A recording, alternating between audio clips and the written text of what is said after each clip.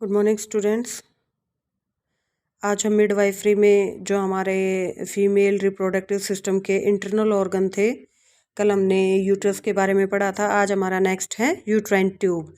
Uterine tube also known as fallopian tube. Uterine tube को हम क्या कहते हैं? फ्लोपियन ट्यूब भी बोलते हैं, ओविडक्ट भी बोलते हैं और सिफेलिंग्स भी बोलते हैं।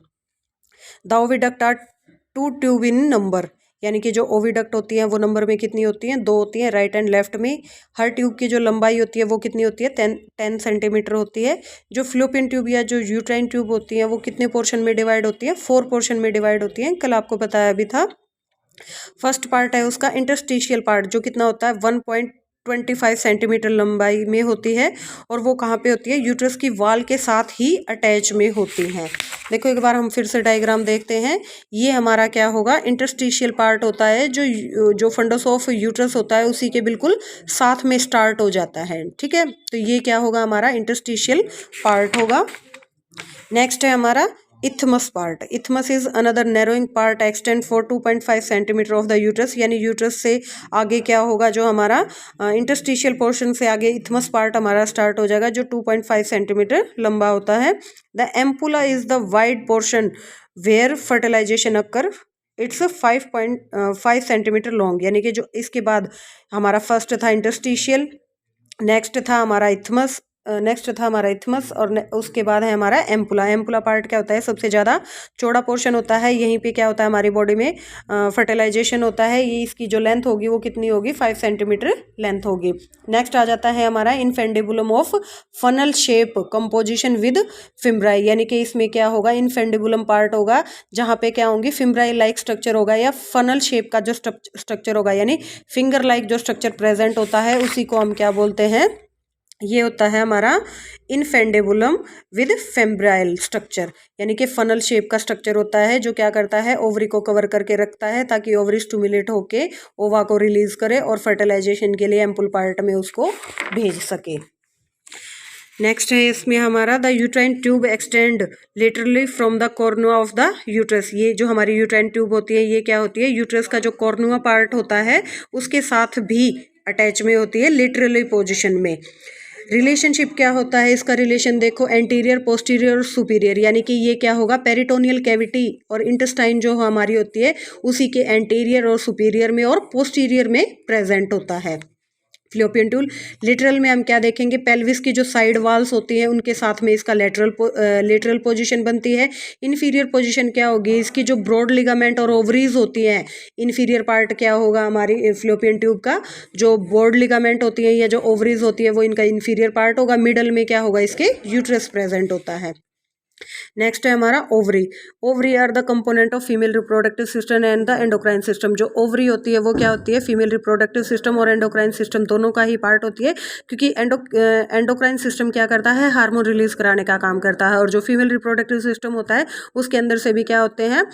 जो ओवरी पार्ट होता है उसमें से भी कुछ हार्मोन्स रिलीज होते हैं। तो इसलिए ये क्या है? एंडोक्राइन सिस्टम का भी और फीमेल रिप्रोडक्टिव सिस्टम दोनों का ही पार्ट होते हैं। It is attach both side of uterus. ये क्या होती है? ओवरी यूट्रस के राइट और लेफ्ट दोनों पार्ट से ही अटैच होती हैं। It shape is Oval, almond shape की होती है, यानी कि जो ओवरीज की शेप होगी वो क्या होगी? आलमंड, बादाम जैसी, या हम ओवल शेप का भी इसको बोल सकते हैं। ओवरी की जो लेंथ होती है वो कितनी होती है? 3 सेंटीमीटर होती है। 2 सेंटीमीटर इसकी विड्थ होती है और थिकनेस जो है इसकी 1 सेंटीमीटर होती है, यानी 3:2:1 हम इसको बोल सकते हैं। वेट कितना होगा? ईच ओवरी का जो वेट होगा वो क्या होगा? 2 and 3 ग्राम्स की होंगी। कलर कैसा होगा इसका? पिंकिश रेड कलर होगा। फीमेल सेक्स गोनाड्स भी बोल सकते हैं हम इसको। और बर्थ के टाइम पे क्या होता है? एक फीमेल बेबी के अंदर जो है वो 50,000 जो है इमेच्योर एग प्रेजेंट होते हैं। क्या करती है? ओवरी मैच्योर होने के बाद हर मंथ क्या करती है? एक ओवा को रिलीज करती है फर्टिलाइजेशन के लिए, और ओवरी ही जो है वो क्या करती है? 2 हार्मोन, जेस्ट्रोन और प्रोजेस्ट्रोन जो हार्मोन्स होते हैं उनको रिलीज करने का भी काम करती है। नेक्स्ट है हमारा सर्विक्स। सर्विक्स को हम क्या कह सकते हैं? Neck of uterus. यूट्रस की नेक भी बोल सकते हैं। ये यूट्रस का क्या होती है? फर्स्ट पार्ट होती है, और वजाइना की ओपनिंग भी जो है वो सर्विक्स के अंदर ही प्रेजेंट होती है। इसकी लेंथ कितनी होती है? 2.5 सेंटीमीटर इसकी लेंथ होती है।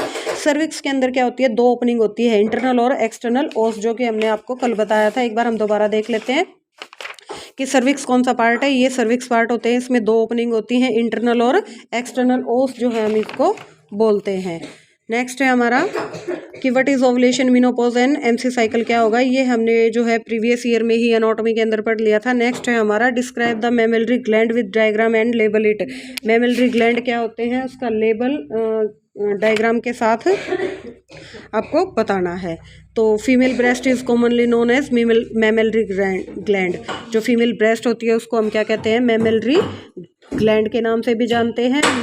जो मेमलरी ग्लैंड वर्ड है वो मम्मा वर्ड से आया है, जिसका मतलब क्या होता है कि माँ, मदर, यानी कि मदर को हम क्या बोलते हैं, मम्मा बोलते हैं। तो मेमलरी वर्ड भी जो है हमारा वहीं से आया है। The mammary gland is organ which is produce milk in female after child birth, यानी कि बेबी के बर्थ होने के बाद जो मेमलरी ग्लैंड है वो क्या करते हैं, मिल्क की प्रोडक्शन को स्टार्ट कर देते हैं। Because baby need milk up to 6th month even not a water, क्योंकि बच्चा क्या करता है, सिर्फ और सिर्फ 6 महीने तक क्या करता है, एक्सक्लूसिव ब्रेस्ट फीड करता है, यहाँ तक कि हम बच्चे को पानी भी नहीं पिलाते हैं। तो क्या होता है कि बेबी के बर्थ के बाद जो मेमलरी ग्लैंड है वो मिल्क की प्रोडक्शन स्टार्ट कर देते हैं। There are 2 mammary gland situated in the breast. Breast के अंदर क्या होता है, राइट और लेफ्ट में 2 मेमलरी ग्लैंड जो है वो प्रेजेंट होते हैं।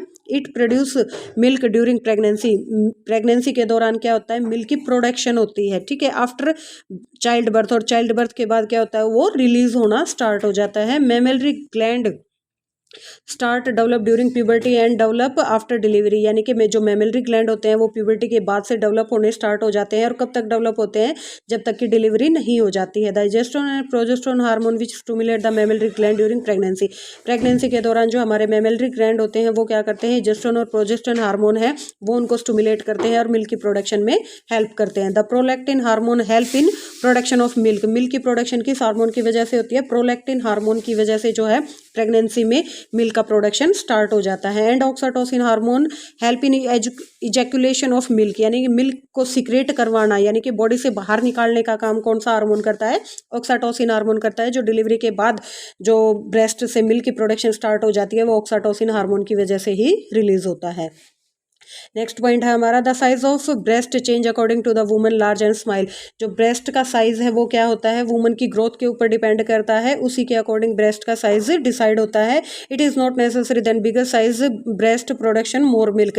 ये कोई ज़रूरी नहीं होता कि जितना ब्रेस्ट का साइज इंक्रीज होगा उतनी ही मिल्क की प्रोडक्शन होगी। मिल्क की प्रोडक्शन जो है वो हमारे 2 हार्मोन होते हैं, प्रोलैक्टिन और ऑक्सीटोसिन, उन्हीं के ऊपर डिपेंड करता है। बच्चा जितना ज़्यादा सक करेगा उतना ज़्यादा प्रोलैक्टिन हार्मोन प्रोड्यूस होगा, और उसी के प्रोड्यूस होने की वजह से ऑक्सीटोसिन उसको ज़्यादा सिक्रेट करवा पाता है। There are many part of breast. Breast के क्या होते हैं, बहुत सारे पार्ट होते हैं, जैसे एरियोला है, मिल्क डक्ट है, मेमलरी ग्लैंड है, निपल है या मिल्क ग्लैंड है। ये क्या है, ब्रेस्ट के पार्ट होते हैं। एरियोला पार्ट कौन सा होता है, areola is a dark colour circular area around the nipple. Nipple के पास जो डार्क कलर होता है, ब्लैकिश कलर होता है, उसी को हम क्या कहते हैं, एरियोला बोलते हैं। Its colour become more dark during pregnancy and after delivery. Delivery के बाद और प्रेगनेंसी के दौरान जो एरियोला पार्ट होता है वो क्या हो जाता है, ज़्यादा डार्क होता है पिगमेंटेशन की वजह से। It produce provide lubricant to the nipple prevent from cracking, यानी कि इसी दौरान क्या होता है, मिल्क की प्रोडक्शन होनी स्टार्ट हो जाती है, एक थोड़ी सी सिक्रेशन स्टार्ट हो जाती है, जिसकी वजह से क्या है, निपल को हम क्रैक होने से बचा सकते हैं। The crack nipple cause of infection in the breast. अगर निपल क्रैक होंगे तो उसकी वजह से क्या है, मदर को मेटास्टेटिक मेस्टाइटिस जो है इन्फेक्शन ब्रेस्ट के अंदर हो सकता है। Nipple is situated